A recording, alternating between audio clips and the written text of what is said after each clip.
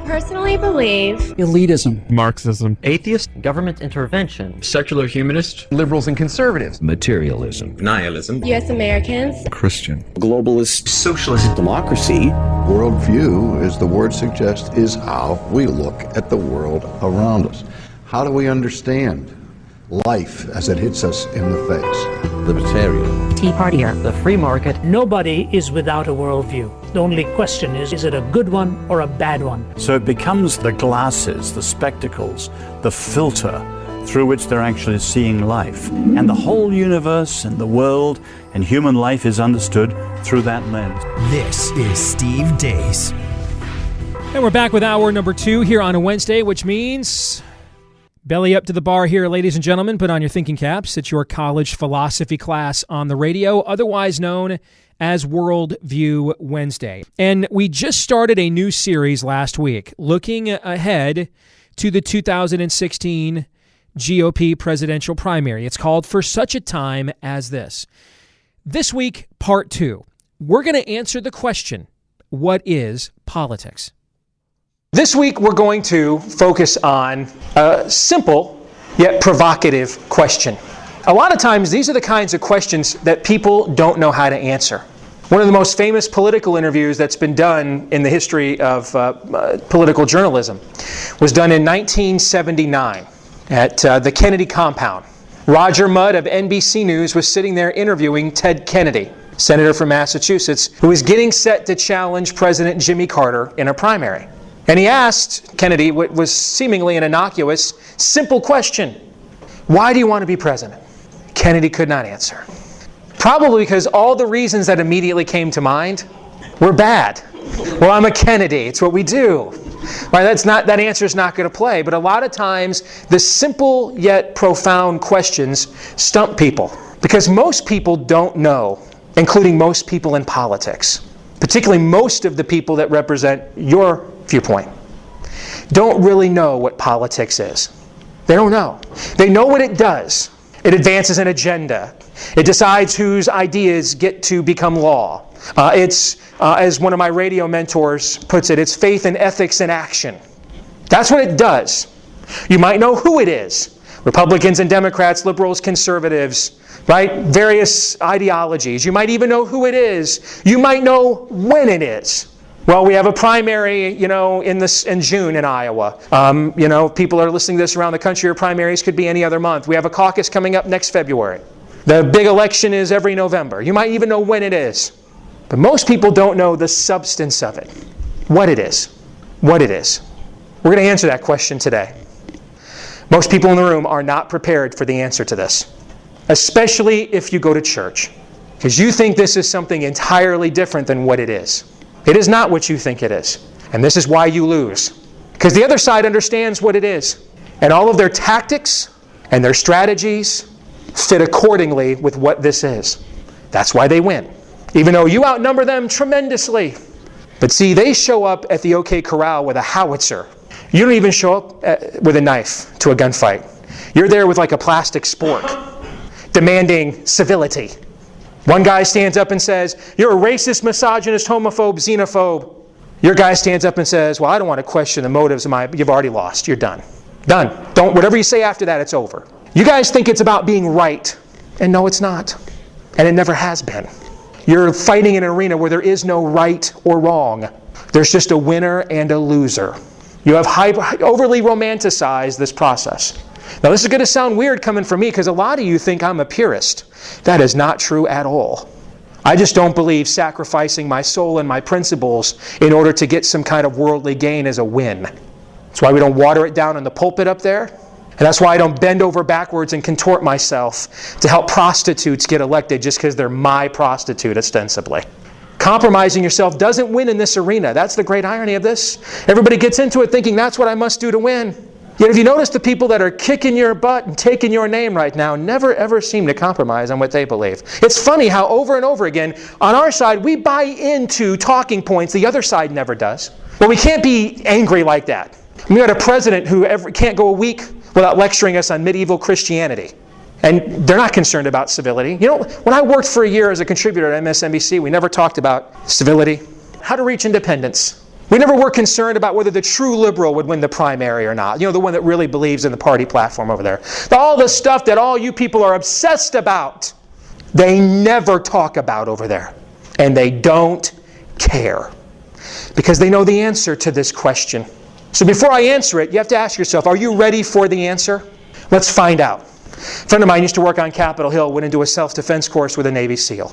And it was all a bunch of congressional Senate aides. So we're talking about all guys that showed up in Argyle socks, sweater vests.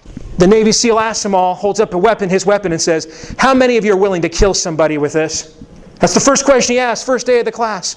How many of you are willing to kill somebody with this? Anybody who didn't raise their hand, he threw them out of the class and refunded their money. Get out. Know why? He said, if I train you how to use this, and you go out and purchase one and have one in your home, and you do not have what it takes, the stomach for you to using it, to kill someone with it, then what will happen is when that person breaks into your home, finds out that you have a weapon, he will use your weapon against you.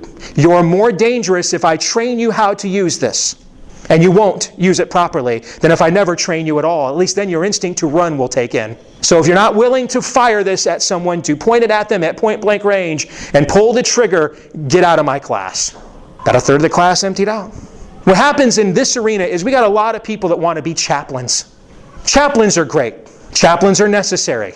Chaplains don't drive Hitler back to Berlin. Chaplains don't jump in a tank and drive the Italians out of North Africa like Patton. Generals do that. We need generals. We need soldiers. We need snipers. Why? Because here's the answer to this question. What is politics? It is, in America, civil war. This is how we conduct civil war in this country. Tomorrow morning, you're not going to wake up and have the new general rolling his tanks down Main Street saying, I'm the new leader now. We don't have a banana republic. We don't have coup d'etats, or at least not until the current president anyway. All right? Wonder why we don't have those things? It's not because of your constitution. It should be, but it's not. You haven't had leaders in most of these parties care a whit what that document says for substantively most of my lifetime anyway. That's not why. It's because it's this. Because the ballot box is the battlefield. We kill each other there so that we don't do it out here. This is how we do civil war in America. Our new series, our ongoing summer series, For Such a Time as This, the importance of the 2016 presidential election. This is part 2, What is Politics? It will continue in a moment.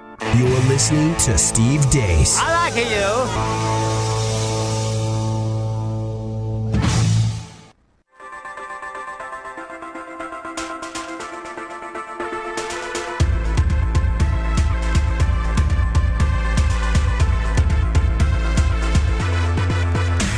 We're not saying that God is on our side. We're just trying to get on his. This is Steve Deace. Back here on Worldview Wednesday, you're listening to the Steve Deace Show, powered by the USA Radio Network. This is part 2 of our summer series on the importance of the 2016 Republican presidential primary for such a time as this. This is part 2. What is politics? This is how we do civil war in America.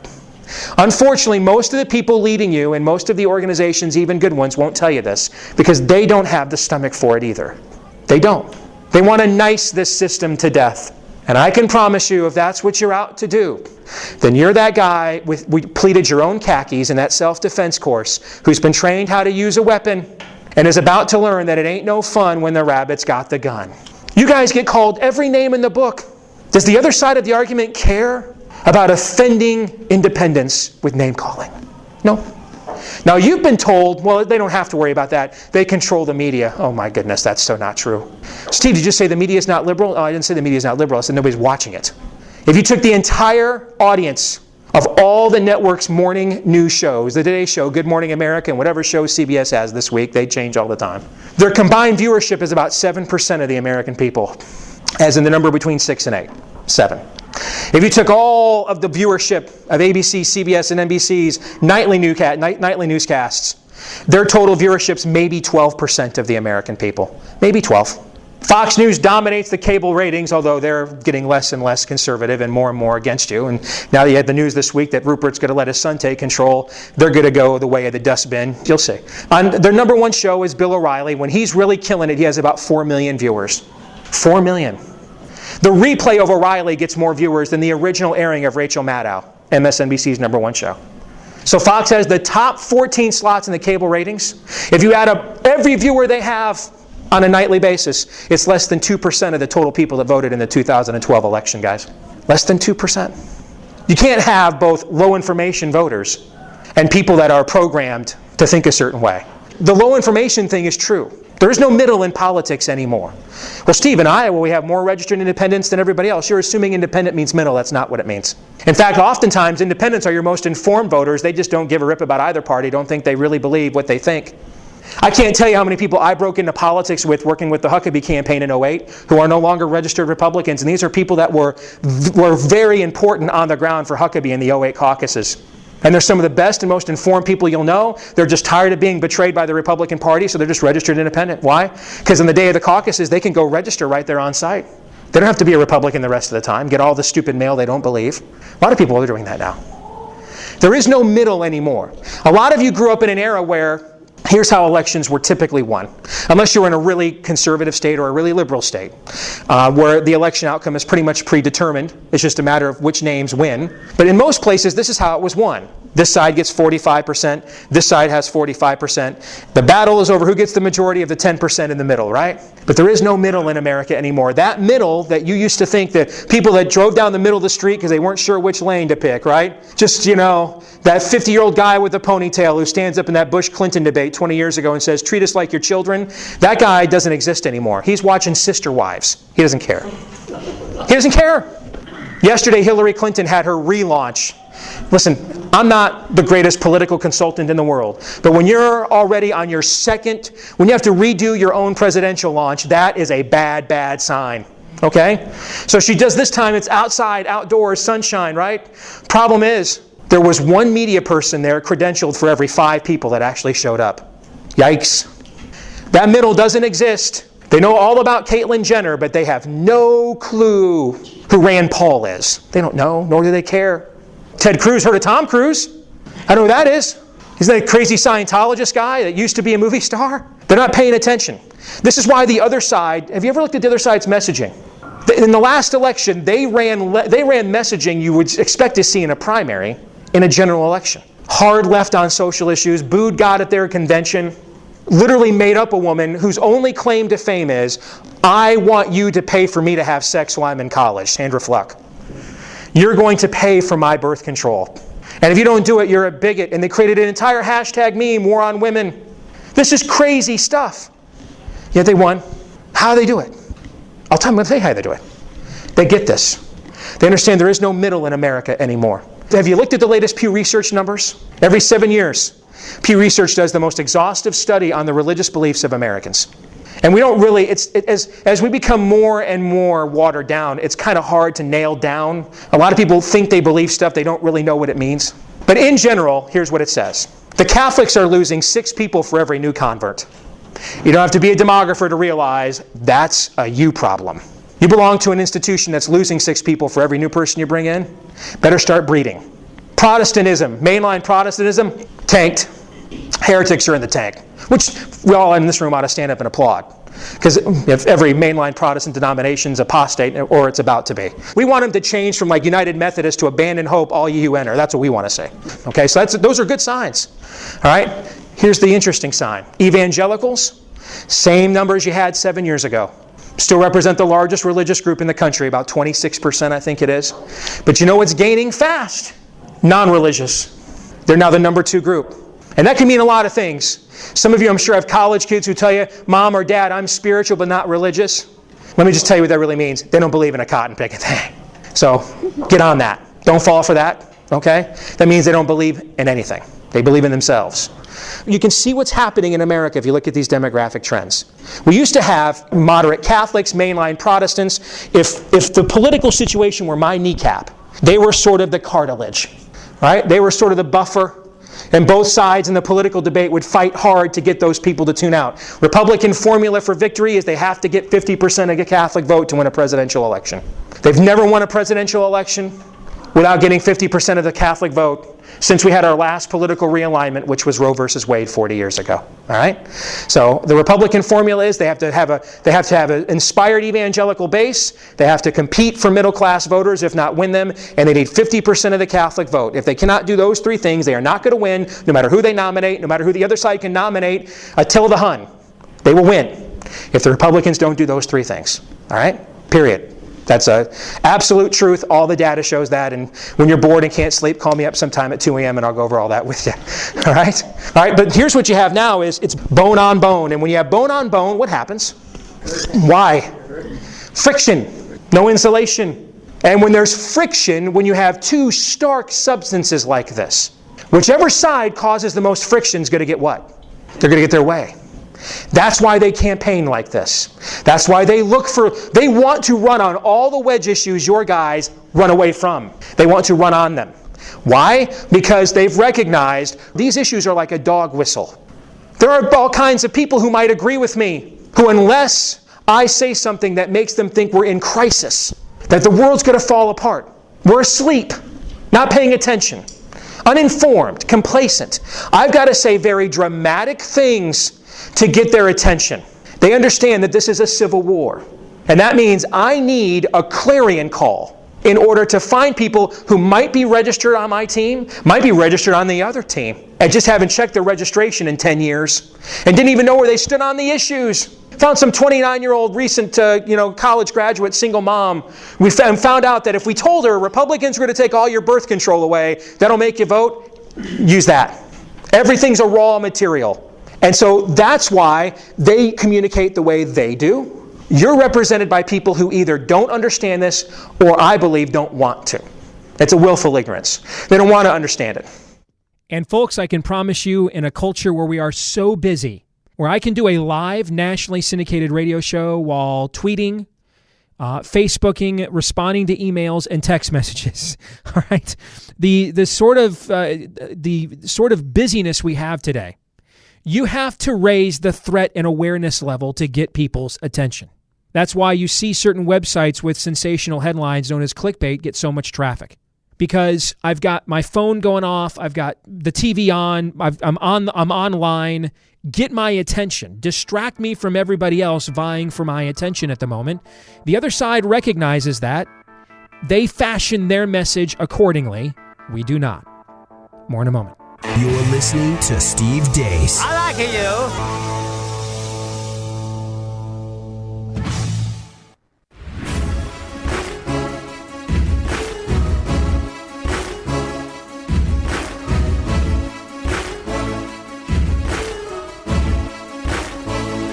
If it's true and you still don't like it, that's a you problem.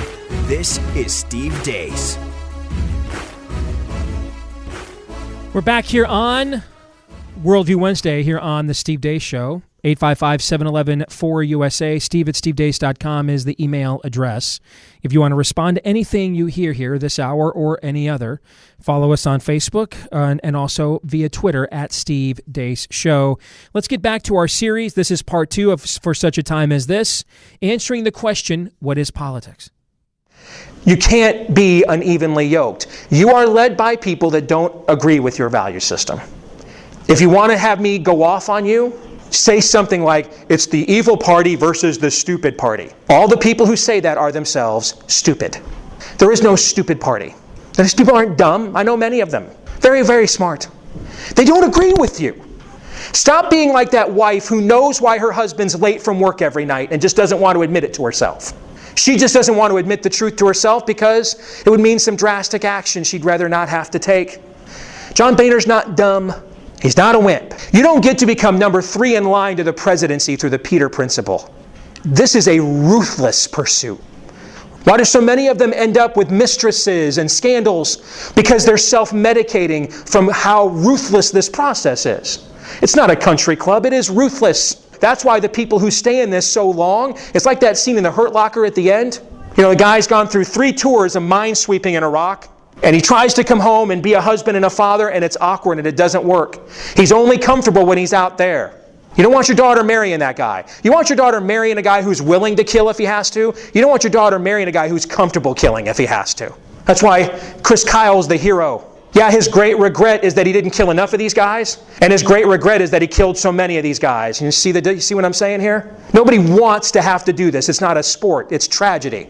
War is what happens when human nature fails systemically, and we have no other option.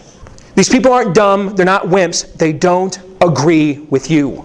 They are progressives. They don't share your value system. You're asking them to defend things they don't agree with.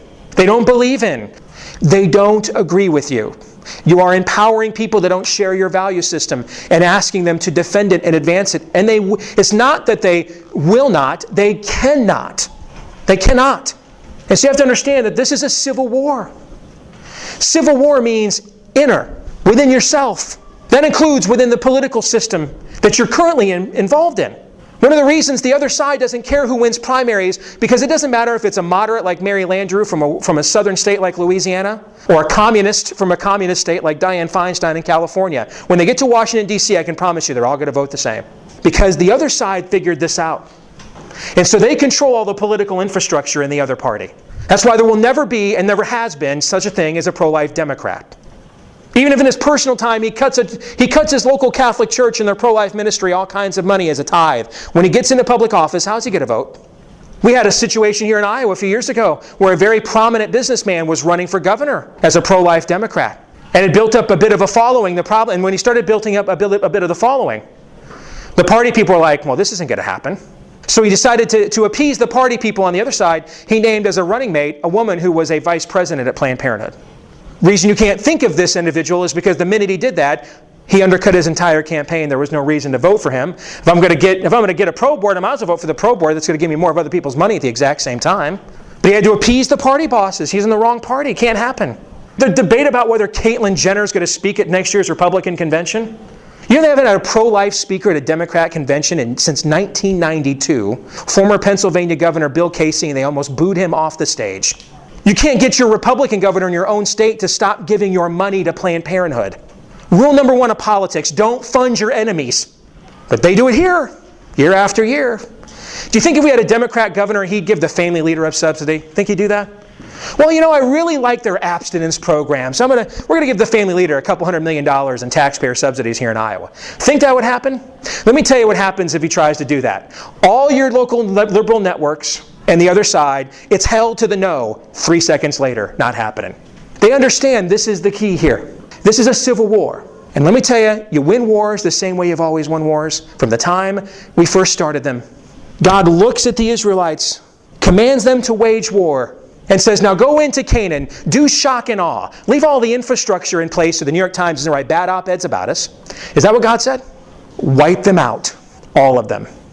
And then take their belongings and burn them to the ground, like they never existed. That's how you win a war. You don't win a war by dying for your cause, guys.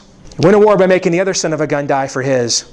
That's why war is a very nasty thing that ought to be waged on a very, very judicious level. If you're not willing to do that, I don't care how right you are. I don't care how eloquent you are. I don't care how much money you have, President Romney. President McCain. How's the second term of President McCain going, do you think? Not going to happen. No, President McCain who said, hey, if you call Barack Obama by his middle name, you're a racist. Done, right. You're done. You're done. Can't win. Not to mention, you're still in a culture that loves winners. You're still in a culture where Clint Eastwood's still popular, where Chris Kyle has the #1 rated R-rated movie of all time. You're in a culture that loves winners. That's why we don't like soccer. It's funny, all those lefties like to talk about tolerance, diversity, and spreading the wealth. You ever done business with some of these lefties? I have. I used to work for Michael Gartner, the former head of NBC News, one of the co-owners of the iCubs. You don't get any more progressive than Michael Gartner. I used to know him very well. We got along great. And he was great giving you all those speeches about progressive values. Let me tell you something. You didn't perform for Michael Gartner once. See, you wouldn't want to be you. He'll cut you off right to the quick. You're out. In his own life, in his own business, you think Michael Gartner got where he's at by not believing in meritocracy and celebrating and advancing people that win? No. So here's a question I have. Why don't we do that? When Bo Schembechler took over at the University of Michigan football program 40 years ago, they had been down for several years. The dominant program was Ohio State. He had coached at Ohio State for Woody Hayes, so he knew him well. So what happened when he got to Michigan, he said, you know what? We're going to run their offense. We're going to go to their state and recruit their players. Why? Well, if they're beating everybody else, guess what, guys? They must know something the rest of us don't know. Very Christ-like trait there by Coach Schembechler, because Jesus himself said the children of men are smarter than the children of light. We're changing a culture. We're sending a message. We're rebuilding a brand here. I mean, don't reinvent the wheel. Find out who's doing well and just go do what they're doing. Remember New Coke? Remember they had been getting killed in the early 80s from all those Pepsi Challenge ads, and Pepsi was sweeter and cooler, and Michael Jackson was burning his hair off doing their ads, right? And Coke was worried they were going to lose the Facebook generation. That's what Coke was concerned about. So after a brand that was 100 years old, they changed their brand out of the blue sky, made it to taste like Pepsi. People thought, I've had this before. It was called Pepsi. That lasted for about 6 weeks. Everybody got fired. They went back to being Coke. Find out what people do that is successful. If you have a successful brand, don't change it. It's okay to update it. The Coke can doesn't look the same that it looked 50 years ago. The jingle's not the same one that they used 40 years ago. But you do those things when you understand your identity and your brand, and you're proud of it and you believe in it. The reason that doesn't happen for you politically is because the people leading you, they're not any of those things. They're either, and if they do, in many cases, frankly, they're wimps. They're not willing to do what it takes. Let's pause it right there for a second, because I think that's going to be a pretty big revelation to a lot of you. Something you probably have suspected but did not want to admit to yourself, right? Like the wife who doesn't want to admit why her husband's working late every night. And the first thing he does when he comes home is take a shower. You kind of know. But until you have to know, you'd like to pretend that you don't. Well, he's just a workaholic. Dang. That's one way of putting it, I guess, yeah. For a long time, we've not wanted to accept this. And as a result, we've not been willing to do what it takes to truly advance in this party. There's a reason the GOP establishment is harsher and more brutal with us than they are with Democrats. Why don't we return the favor? Well, Steve, if we do that, we might beat the other guy up so much he might not win. Isn't that the goal? If the establishment guy is so good, why oppose him then? This is a civil war. And that means you have to be willing to put people down. If you're not willing to put people down, get out. You're a bigger danger to yourself and others than the other side. You're listening to Steve Deace. I like you.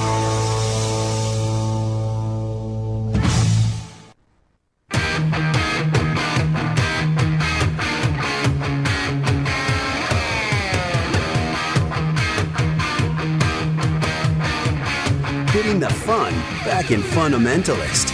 The Steve Deace Show. Back again here on a Worldview Wednesday.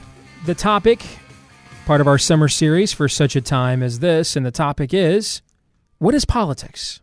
Let's continue. So, do you want to get the system to listen to you? As the great prophet Mr. T once said, today's forecast, pain. That's the only thing that matters, pain. They will not be reasoned with. It's like that great monologue Donald Pleasance has in the original Halloween movie about Michael Myers. He cannot be reasoned with. He cannot be stopped. He just goes on and on. That's what a politician is. Well, 95% of them are. 5% of them actually have some real beliefs. Most of them are Hezekiahs.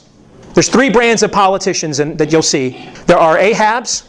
Those are literally agents of the enemy. I mean, when they open up their mouth, the pit of hell comes out. Okay? There's really not that many of those guys, though, really. Then you'll get your Josiahs. Those are the real good guys. Those are your profiles in courage. Those are your Churchills. Right? Those are the guys that will go even to the high places. Even the good kings, the Old Testament says, wouldn't go to the high places and tear down the old Asherah poles, but Josiah did. He cleansed the temple. He went all the way. He was zealous. There's not a lot of those guys. You get one of those guys, do whatever you can for that person. Even good cultures don't produce a lot of them. Most politicians are reflections of the culture they come from. They don't transcend it. They're a byproduct of it. The reason you can't get another Reagan is because that was a different era and a different culture. Okay? Every once in a while, you'll get a politician, God will raise up a politician who transcends his culture. The last one we've seen really in the West was Churchill. Dragged the English kicking and screaming into freedom against the Nazis, against their own will. And they repaid him right after the war, after he won the war and saved their civilization. They repaid him by voting him out of office in the very next election. Most of the time, you don't get Churchills, okay? There's very few Josiahs. Most politicians are Hezekiahs. They'll do what's right when it's easy, and they'll do it really well. Early in Hezekiah's career, it says, they had not celebrated the Passover like this since the days of Moses. But you leave them in there for too long, and they get too much influence, build too much of a name for themselves, and then it becomes like Hezekiah at the end of his reign. When Isaiah comes to him and says, because of what you've done here, and taking credit for what God has done, and taking all these Babylonians and showing them your trophy room, those same Babylonians are going to be back here one day, destroying everything here. And Hezekiah's reaction is, what?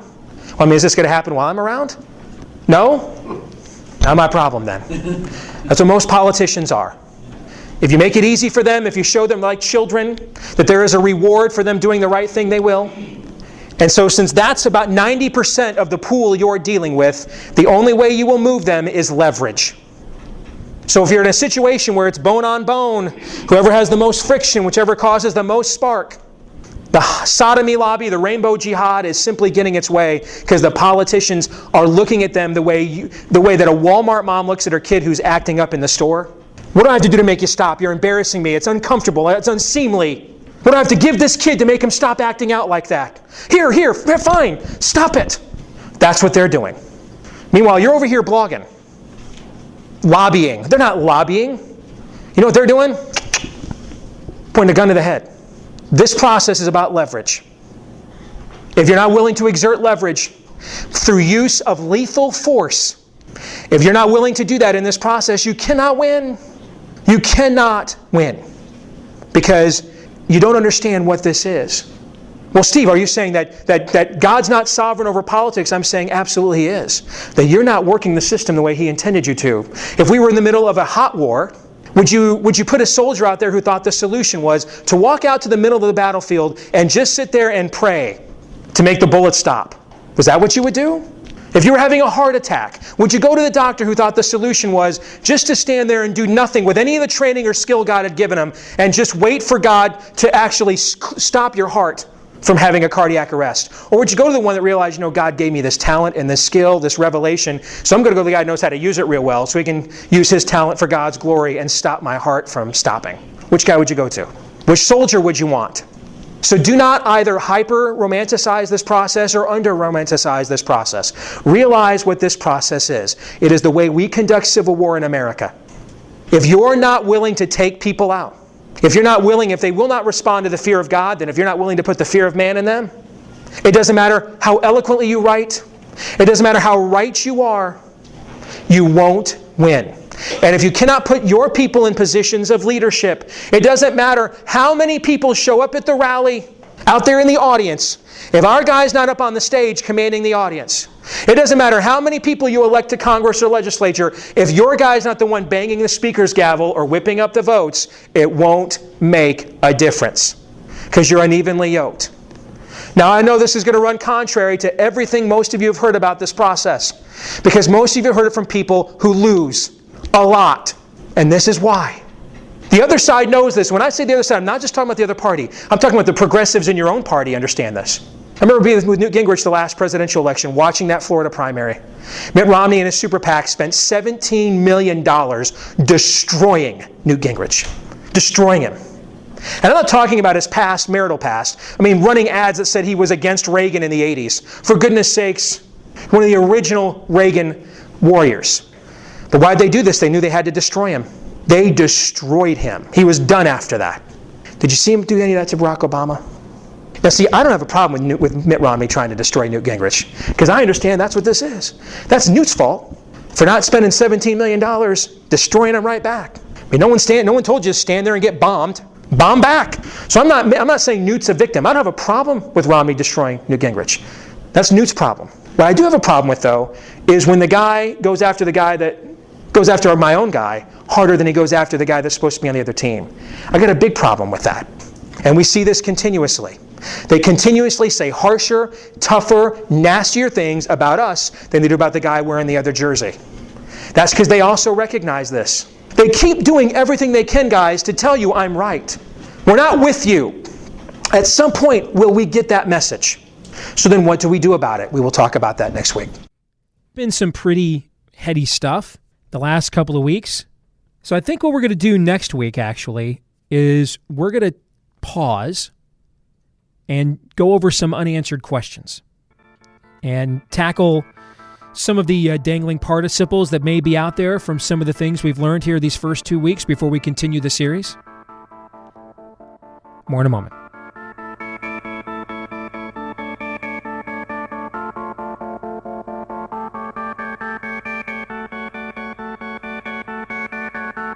You're listening to Steve Deace. I like you.